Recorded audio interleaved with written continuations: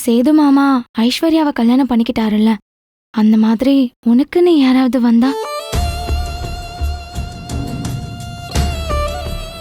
என்னக்கா? எனக்குன்னு இருக்கிறவங்க என் வாழ்க்கையில ஏற்கனவே வந்துட்டாங்க.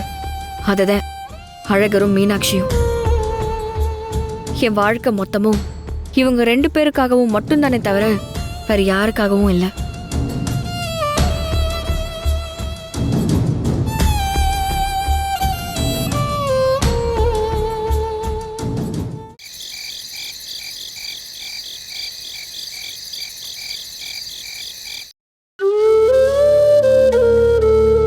மலரு, சுண்டல் கூற வச்சிருக்கேன். ராத்திரி சுண்டல் குழம்பு வச்சிடலாம். என்ன? சரிங்க அத்தை. சின்னம்மா, என்ன செய்யுது? அது அது ஒன்றும் இல்லை சின்னம்மா. என்ன செய்யுது? ஏதாவது வேணுமா? ஐஸ்வர்யாவுக்கு உடம்பு சரியில்லை போல, வயிறு வலிக்குதுன்னு ரொம்ப கஷ்டப்படுறா. வலி ரொம்ப அதிகமா இருக்குன்னு ரூம்ல சுருண்டு படுத்து கிடக்குறா. அதான் வலி குறையறதுக்கு உங்க யார்கிட்டயாச்சும் மாத்திரை இருக்கான்னு கேட்கலான்னு வந்து சின்னம்மா. இப்படி தொட்டதுக்கெல்லாம் மாத்திரை போடுறது அவ்வளவு நல்லது இல்லையா? இல்ல சின்னம்மா, அவ வலியில துடிக்கிறத பார்க்கும்போது ரொம்ப கஷ்டமா இருக்கு. அவ ரொம்ப கஷ்டப்பட்டுட்டு இருக்கா. ம், சரி, கொஞ்சம் இரு. மலரு, அந்த வாழைப்பழத்தை எடு.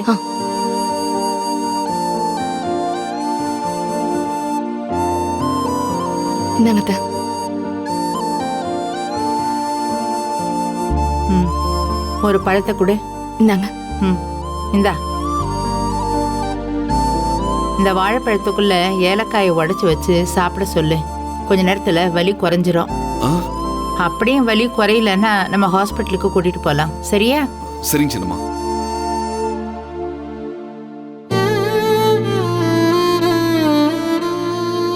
பாவம் ஐஸ்வர்யா, சாயந்தரம் நான் ரூமுக்கு போனப்பவே வயிறு வலிக்குதுன்னு சொல்லிட்டு இருந்தா. அப்பவே மாத்திரை வாங்கிட்டு வர சொல்லவான்னு கேட்டதுக்கு வேண்டான்னு சொன்னான்.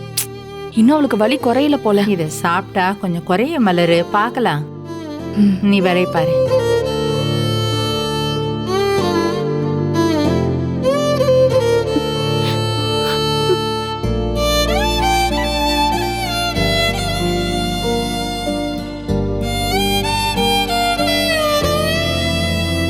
ஐஸ்வர்யா,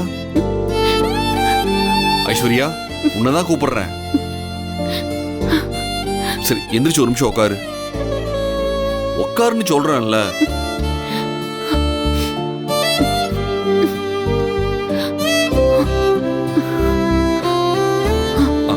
இந்தா, இதுல வாழைப்பழமும் ஏலக்காயும் இருக்கு.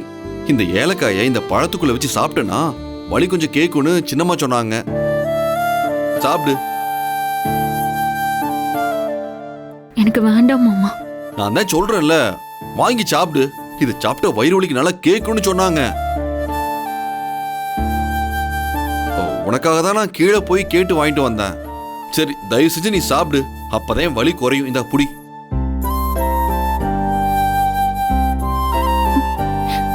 ஏய் ஐஸ்வர்யா, இதெல்லாம் கூட நீங்க பண்ணணும்னு அவசியம் இல்ல மாமா. நீ நல்லா இருக்கியா? உடம்பு பரவாயில்லையா? இப்போ உனக்கு எப்படி இருக்குன்னு ஒரு வார்த்தை கேட்டிருந்தா கூட எனக்கு போதுமானதா இருந்திருக்கும். என்ன ஒரு பொருட்டாவே நினைக்காம கொஞ்சம் கூட என்ன கண்டுக்காம இருக்கிறது தான் என்னால தாங்கிக்கவே முடியல. எல்லாத்தையும் தாண்டி என் மேல அக்கறை காட்டுங்க அக்கறை காட்டுங்கன்னு நானே உங்ககிட்ட கேட்டு கேட்டு அது கிடைக்கிறது எனக்கு என்னமோ பிச்சை எடுக்கிற மாதிரி இருக்கும் மாமா.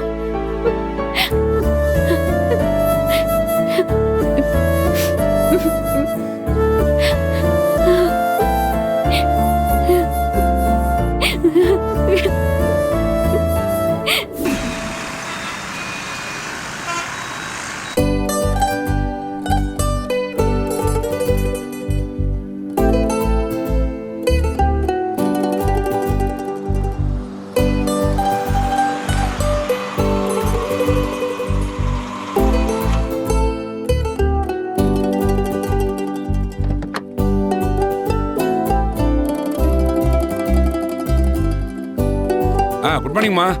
Good morning sir. நீங்க எல்லாம் எடுத்துட்டீங்களாம்மா? எடுத்துரு சார். ஓகேம்மா. நீங்கம்மா? இன்னைக்கு காலையில தான் சார் அப்ளை பண்ணேன். சாயங்காலத்துக்குள்ள வந்துரும் சார். சரிம்மா, நீங்க மட்டும் இங்கே இருங்க, நான் மத்தவங்கள கூட்டி போயிட்டு வந்துடுறேன். எல்லாரும் வாங்க.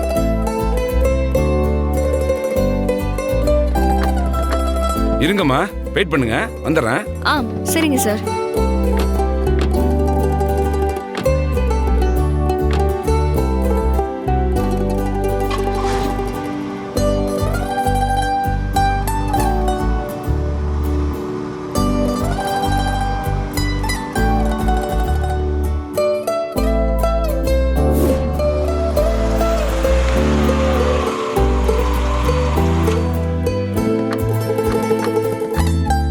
ஓகே, எல்லாம் இறங்குங்க.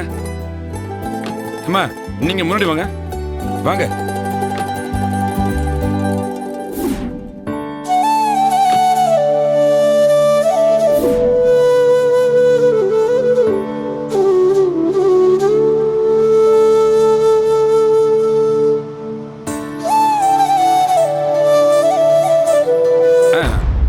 இப்படி இல்லம்மா, அப்படியே ஸ்டேரிங்க நேரா. சார். சொல்லி தர்றப்ப கை படத்தனமா செய்யும். நான் தான் நேத்தே சொன்னேன்லம்மா, தப்பா எடுத்துக்காதம்மா. இப்ப உங்களுக்கு இந்த கியர் போடுறத சொல்லி தர போறேன். ஃபர்ஸ்ட் கியர் எப்படி போறதுன்னா, இந்த கிளட்சை அழுத்தி இப்படி இப்படி போடணும். இதான் ஃபர்ஸ்ட் கியர். செகண்ட் கியர் எப்படி போறதுன்னா, இதான் செகண்ட் கியர். கிளட்சை அழுத்தி இப்படி போடணும். இது தேர்டுமா, ஸ்ட்ரைட்டா இருக்கிறது. அப்படியே ரிவர்ஸ் வந்தீங்கன்னா இது ஃபோர்த்து. ரைட்ல கட் பண்ணி கொஞ்சம் மேல தூக்குனா இது ஃபிஃப்த் கியர்மா. இவ்வளவுதான். இது ரிவர்ஸ். அப்படியே பேக் எடுத்தா இது ரிவர்ஸ்மா. அவ்வளவுதான். எங்க நான் சொல்லி கொடுத்த மாதிரி இந்த ஃபர்ஸ்ட் கியரை போடுங்க.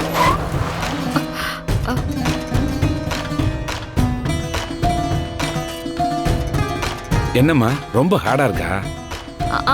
ஆமா சார். இப்போ போட்டு பாருங்க. அப்படி லைட்டா பிரஸ் பண்ணி அப்படி போடணும்.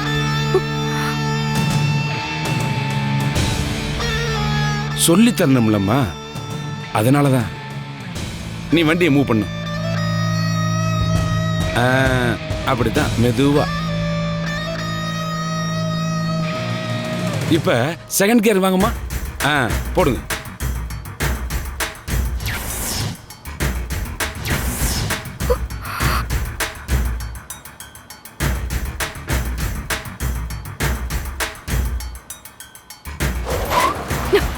என்னாச்சுமா?